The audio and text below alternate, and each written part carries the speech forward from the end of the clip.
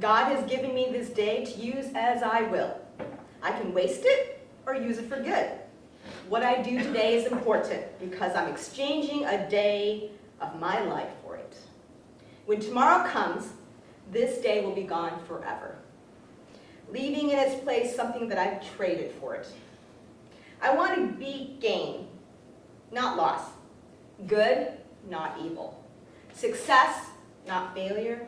In order that I shall not regret the price I paid for it. Author unknown.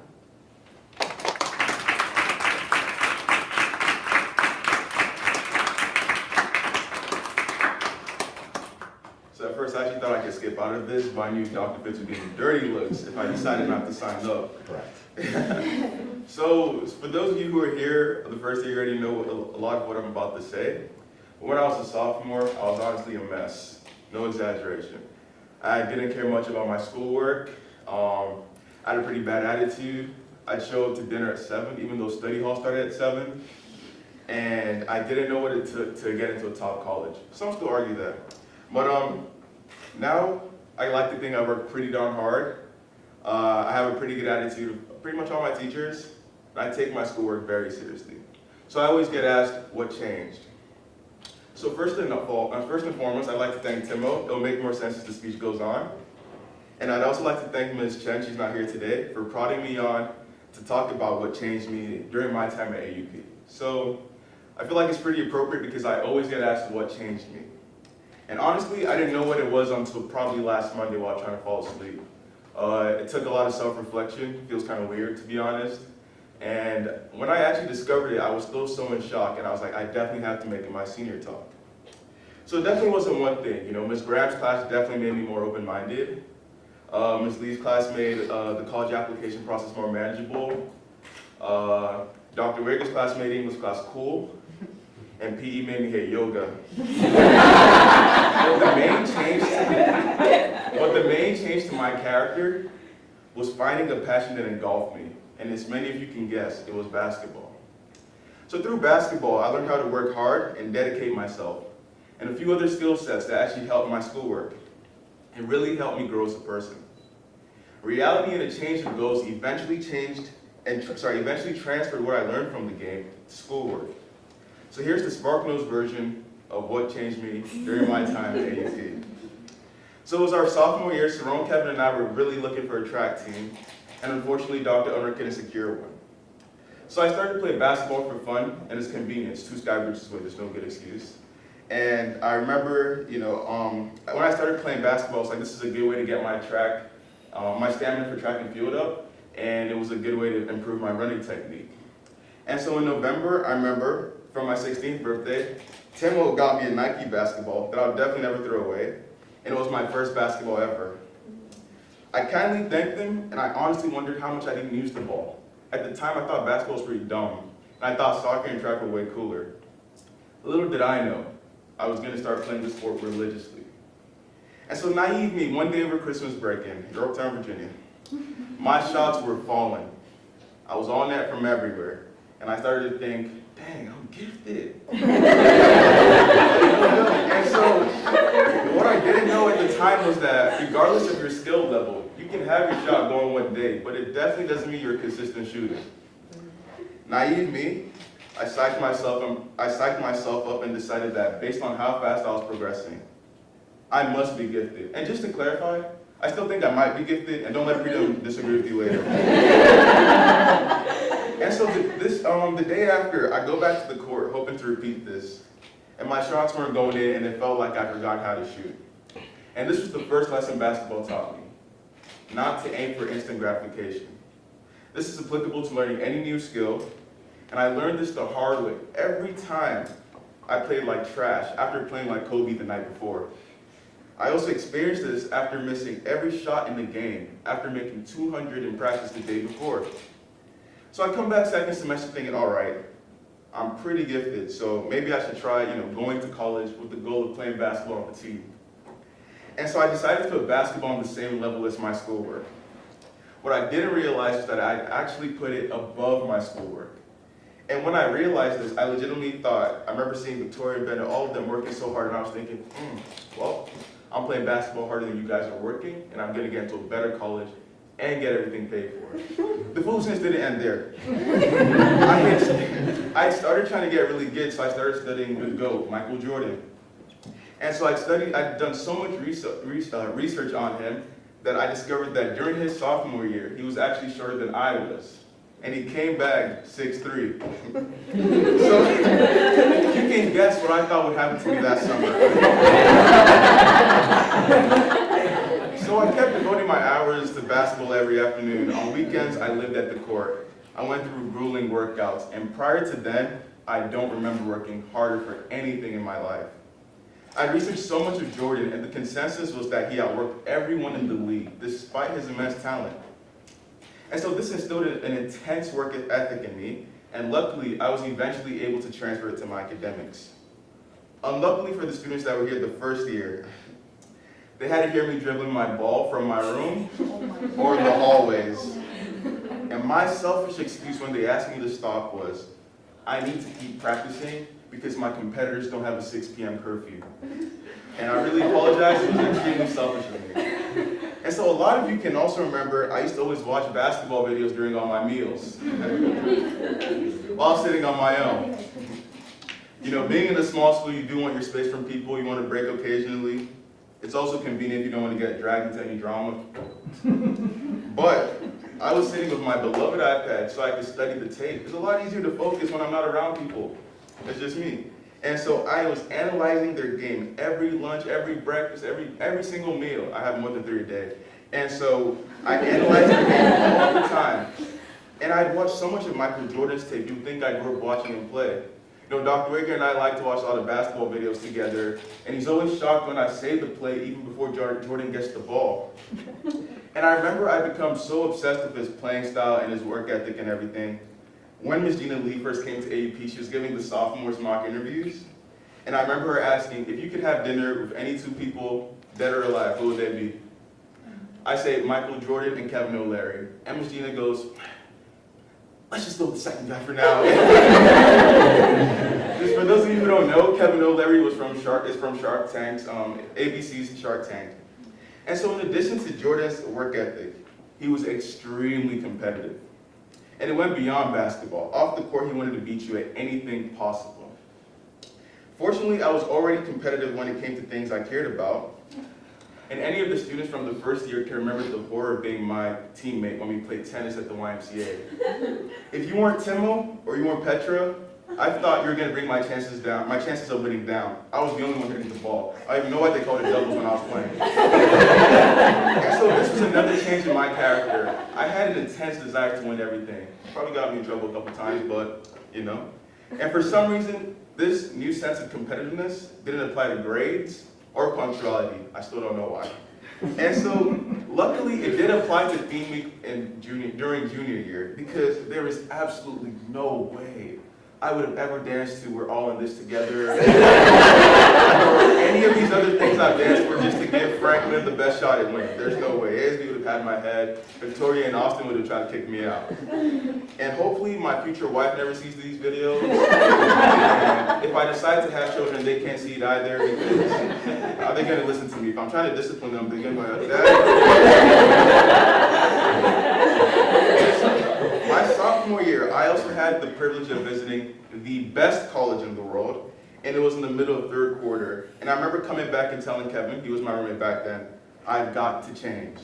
Now about 48 hours after, I was almost back to my regular self, but the beginning of becoming a better student had begun, because I had seen what the school wanted in students. And so during my sophomore year, I had to learn how to sacrifice a lot of things for the extremely difficult goal of being a top prospect in the nation. And so I did my physical therapy workouts and stretches religiously for maximum athletic performance. I know that sounds trivial, like, oh my God, first world problems, he has to stretch. But I'm extremely tight, naturally, and so it was extremely uncomfortable. And a lot of hours went into it. And what was even harder to sacrifice, unfortunately I had to do it at AUP as well, I'm going to talk about when I was in Virginia, was the time I spent with my friends. So a lot of times when my friends asked me to hang out or go to a party, my response would be, Yeah, sorry, man. You know how my mom is, you know. Right now, actually, she wants me to do some chores, or I don't have a ride. And then they start getting licenses. And so then I had to become even more deceptive about why I couldn't hang out. And you can only imagine the awkwardness when the person who told me to come hang out saw me at the YMCA putting up shots when I was busy. Dang.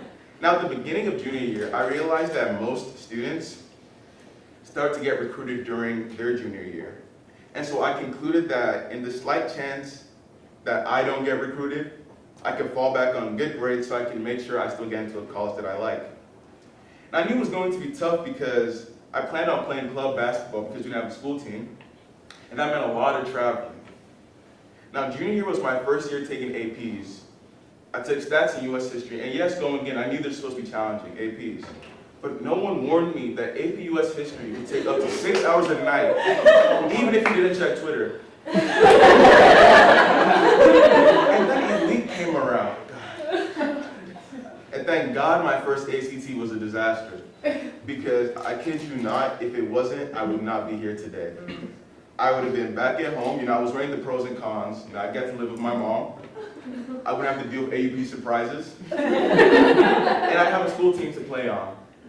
But I wouldn't have been able to afford a tutor for the ACT, and that was desperately needed. And so I had 2 APs to work for, a very important test to prepare for, and I had to become a collegiate basketball player. Now, really quickly, there's a difference between playing for your high school's varsity team and trying to be a D1 player. It's not enough to just have a Bible verse and hashtag student athlete and all those nasty emojis and just say, oh, I'm actually trying to go to college. It's a lot of hours and tons of sacrifices. Now, as many of you know, I really don't use social media during the school year. You probably think it's for schoolwork. You thought at least I told you that. Well, you've been duped. I deleted all my social media because I figured the less time I spent on them, the more time I could spend on the court. As time went on, I became more and more disciplined in my time management. I had to work hard and fast enough to play as much basketball as possible. What started to make me more aware of time was thinking every minute I spend messing around is a minute someone who's been playing since they were 4 is gaining on me. And I'd always had that thought at the back of my head because the guys competing for the same spot as myself had been playing since they were 4. At this time, I'd been playing for less than a year. So I figured I had to outwork them, which meant more hours in the gym than everyone I was competing with. A little inconvenient when your Saturdays are off because Elite starts before the Y opens and ends after the Y closes. And so basketball significantly improved my time management. It gave me a lot of discipline. It definitely didn't make me perfect, but it drastically improved my time management. And for those of you who zoned out, let me reiterate some of my main points so far. Basketball taught me a good work ethic. It taught me not to aim for instant gratification. And it taught me how to sacrifice things for big goals. And it made me very competitive in everything besides being on time. Then we start Elite on weekends, and we have thick package due every week. And I'm thinking, dang, this is even less time for basketball, come on. I already have the odds against me. And by then I started to let some doubt seep into my thoughts, and it was very necessary. It made me think that in case basketball didn't work out, I had to make sure I still got into a really good school that I actually like. And then that's when I started to treat my academics with more seriousness and fully push myself to make sure I had attractive grades. And I was trying to accomplish 2 very tough goals at the same time. Be the first player that's only 6 feet tall to start playing basketball in their sophomore year and still end up being one of the top prospects in the nation. And to make matters worse, AP didn't have a school team and Liverpool did not exist. And the other goal was getting into a prestigious college. And despite knowing that something like this had probably never happened, I legitimately thought, well, this is going to make a legendary biography. And some people say I'm pessimistic and negative and that kind of stuff, but I was partially delusional. So as time went on during my junior year, I started having to accept the possibility that I would not be able to become a collegiate player. I'd been measuring my height every month. That's why as soon as LA Stories ended, I begged actually I didn't even beg, I just asked Dr. Fitz for the measuring tape we'd been using and he gave it to me. It was so I could measure my height every month. And I wasn't getting the results I wanted on the court because I couldn't dedicate enough time to it. And some days, I always say, oh yeah, I've never cried at AUP. Some days I'd come back from the YMCA so frustrated that I'd be weeping on the floor just thinking like, dang, is it all worth it, all the time I'm putting in? And luckily, my roommate was always at Colburn, so I had the luxury to weep as much as I could. And still come out and be like, what are you guys crying, dude? Meanwhile, I probably cried way more than any of them. And so I wasn't seeing the results I wanted because I was putting so much of my time into schoolwork, and deciding to slack off was not an option. It is a lot more pragmatic to aim to be admitted into a top college than to end up at a top basketball program in the country.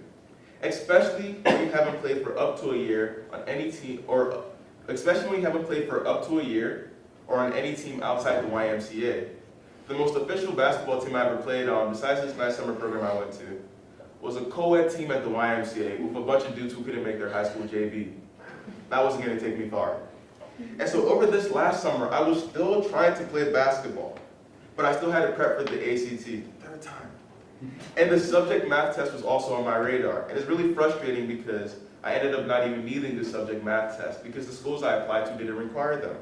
So juniors, take the advice. Make sure you finalize that college list before senior year because it does help you. You don't want to lose time like I did. But anyways, over summer break, I had a very important decision to make. Do I play basketball with a 1% chance of success, which would mean spending at least 6 hours a day in the gym? Or do I hit the books and play the game solely for fun? Can you imagine if I asked my Nigerian parents which one I should pick? So anyways, I decided to give up playing basketball with the goal of being a top collegiate player. But I do not regret it in the slightest, and I still enjoy the game whenever I want. But I can't get away with saying ball is life like I used to because Kevin will tell me to stop lying. Now I did tell you guys the Spark Mills version, so you can feel sorry for me. Please don't, because I don't, so we're both wasting time. The moral of the story was that AUP is a dream killer. It was the truth about what changed me and the process behind it. My advice to a lot of you is to find something that you have a really strong passion for, and it will become transformative in other aspects of your life. What do you care about? Think about it when you leave if you're trying to find, something that's going to give you the discipline you want in your life. Find a passion that internally motivates you to do whatever you can to be the best you can be at it. Basketball was the medium that taught me the discipline I needed because I was motivated to do whatever it took to play well and be the best at the Y at least. I wish all of you the best of luck finding something that you love that feels an undying passion that consumes you because it will change your life in multiple ways you would never expect. Chasing one dream can help you chase others. Thank you.